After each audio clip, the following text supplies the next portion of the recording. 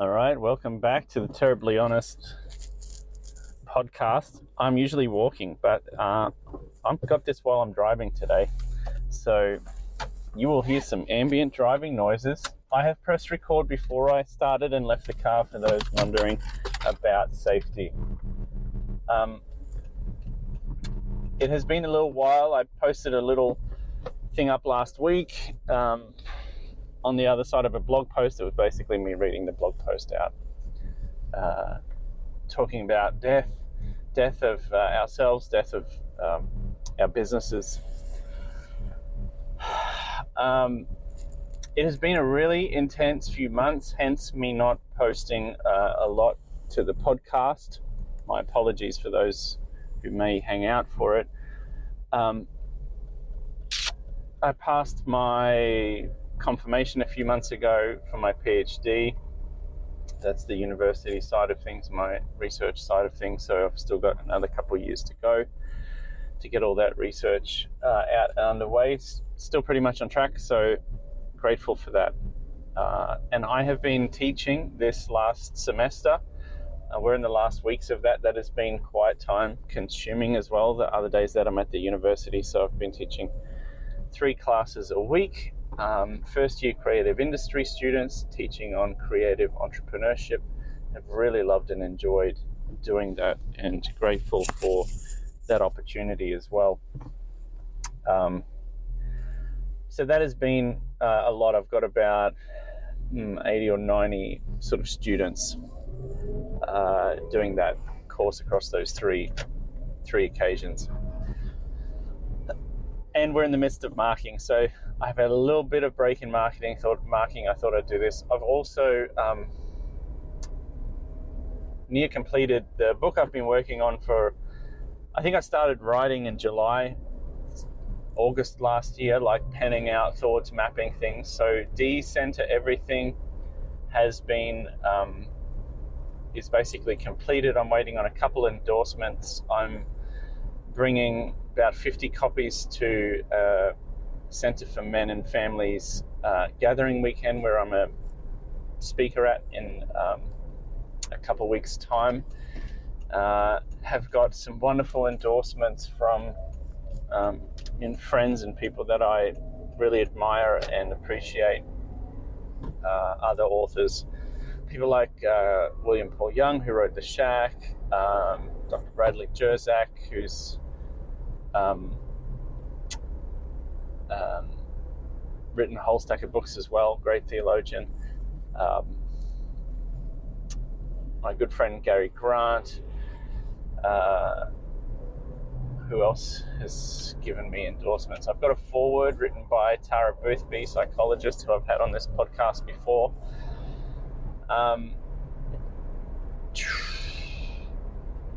Jonathan Puddle from the podcast, and also written a number of good books. Jason Clark, the host of the Rethinking God with Tacos podcast, and also written a number of great books. So yeah, really grateful. I'm waiting on a couple others as well. The feedback from the beta readers and everything has been exceptional. So really excited about that book coming out and being in the world. It's not a massive book. It's about 150 pages, and about 110 of those are sort of the main chapters, and everything else is, forward, other stuff like that. Instead of putting extra pages with references and everything, I've chosen an online system for that. So hopefully that works and pays off. It allows me to kind of grow and recommend reading to readers, etc. But it's a provocation. Some people have told me it's made them uncomfortable and think about things seriously, which is what I wrote it for. And I've appeared on 3 podcasts, 4 now, on the book and the concept of decentric eldering. So I'm excited to see what eventuates from that as it gets promoted and thoughts get out there. But that's also kept me busy. My chaplaincy work has, we've had an extraordinary number of requests for memorials and funerals as part of our role as chaplains. I said our role because I'm only there 2 days a week, and I work with a fabulous colleague, another chaplain, and we've been asked to do a lot of memorials, and I had to sing at a funeral a few weeks ago, and a whole lot of stuff which is kind of extracurricular on top of our spiritual and soul care of 120 residents. We've also, and if you've tracked me recently on social media, we've had a lot of deaths, like a lot of people passing away in the last couple of weeks, and some dear long-term residents. So it has been a real interesting season. A lot of grief in this, and if you work in healthcare, or particularly aged care, end of life care, you'll get it. And as normal as it is, like as expected as it is, because people are there and everybody dies. It's one of the only guaranteed things in life, and equalizer between us all is that we all die. And so even though it is common and expected in industry, can still be a real challenge, and it's just been really difficult in some ways. So I've been upgrading some of my language and more knowledge on grief lately as well, understanding grief, bereavement, anticipatory grief, shadow grief. Been listening to some great podcasts by on the Ontology podcast with Ali Ward, and there are a couple of wonderful episodes on thanatology. And thanatology is the study and science of death and dying. Thanatology, as in Thanos, the god of death, from the Marvel Avengers series. That's where it all comes from. Interesting, yeah. So that has also been in the mix, and seeing this real connection between my research around small business education and small business success, which can also include, changing and morphing.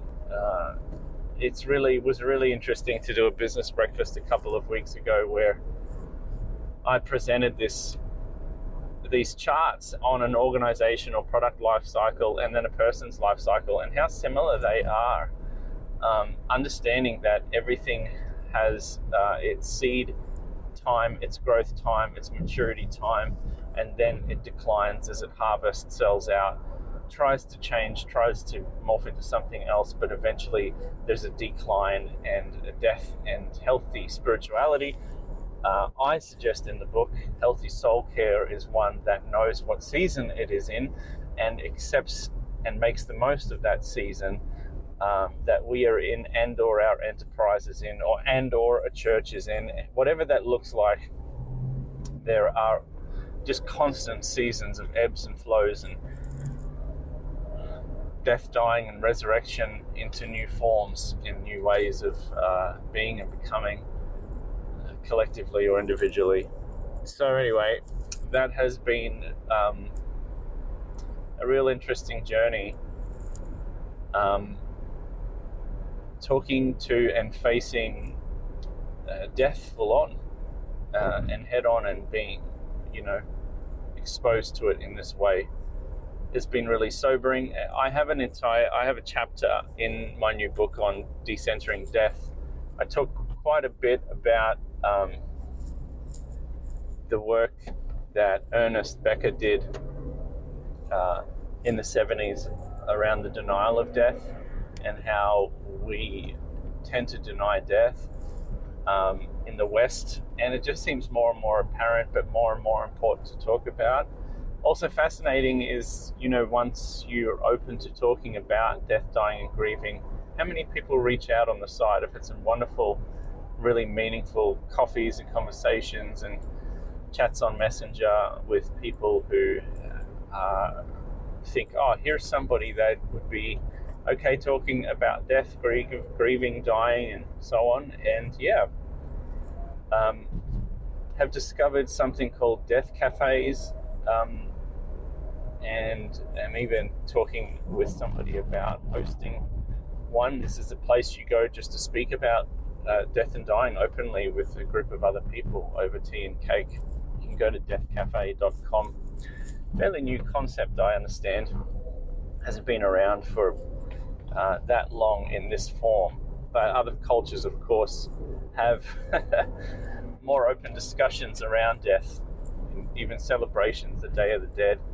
Interestingly, we have All Saints. We celebrate in a way at the Lutheran facility that I'm a chaplain at. We look at All Saints Day around Halloween, and it's in that time we do remember those that have passed away in the last year, and we hold a special service where we take some time to remember those that were with us and now gone. Because living in a facility like an aged care centre, in most cases, 90% of the time, the only way out, right, is on a stretcher or on an undertaker's bed, is to die there or in a hospital elsewhere. So it becomes very real and very apparent to the residents there. They see and are exposed to a lot of it, as we all will be as we age more and more. So yeah, that has been much of lots of different things on, and just grateful. I find myself sometimes, and I confess this in my book, a little bit embarrassed that of all the different, not in a bad way, but in a way that I know some people think, how does he do all that? Some of the dynamics and things in my life that are plentiful. And I remember seeing an interview with Stephen Fry, and I might botch this up, but and I can't remember who he quotes in this, but he said, if you live kind of the creative dynamic life, then the job that you do, or the jobs that you do, the gigs that you do, which seem very dynamic, are the reward itself. But you may not have a lot of monetary reward. You might not have a lot of material wealth or security and certainty to show for that, because your choice or the way that life has gone for you with all its dynamic components is a reward. And I have to say, I 100% agree. And having been in creative industries and circles, and been what some people might call generalists or multi-potentialites, the dynamic life is something that has pursued me and I've pursued, and every day is a reward. But the punishment, if you will, is the lack of certainty, is the lack of, I know where I'll be in 10 years' time, the lack of financial backing or security or material gain or wealth. That's the punishment.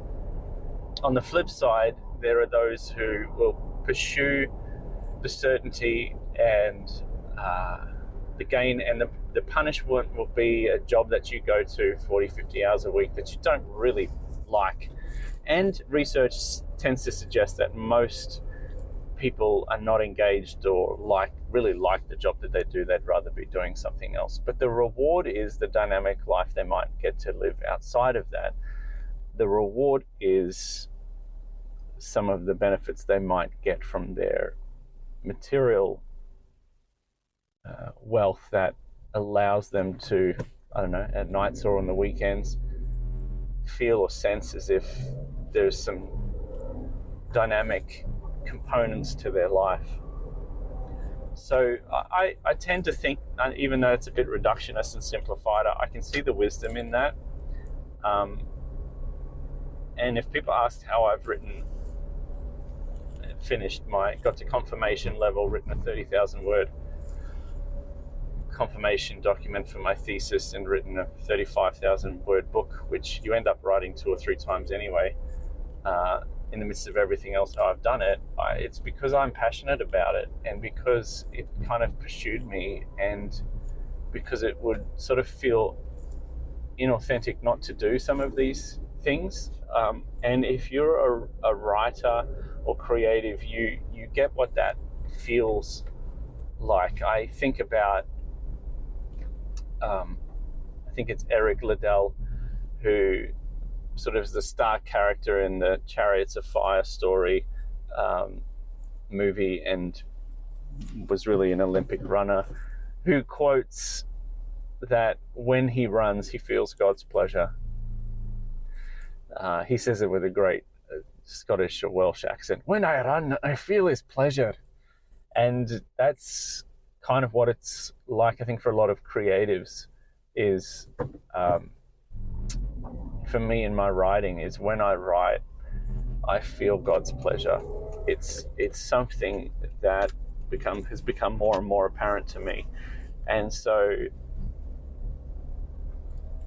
to not engage with it, I think, like my up and coming book, Descent to Everything, I think is going to be a really important book in a lot of people's lives, in a different way to my pure poetry collections, for sure, because it's a lot more prose than poetry. It has research and a whole lot of stuff in it, but I think it's going to be quite important for a lot of people. It's going to give people a language and a challenge, and will, provoke them to make some changes in their life, or at least adopt some different language or an outlook on how to grow older without being a dick, which is how I explained it to my 15-year-old.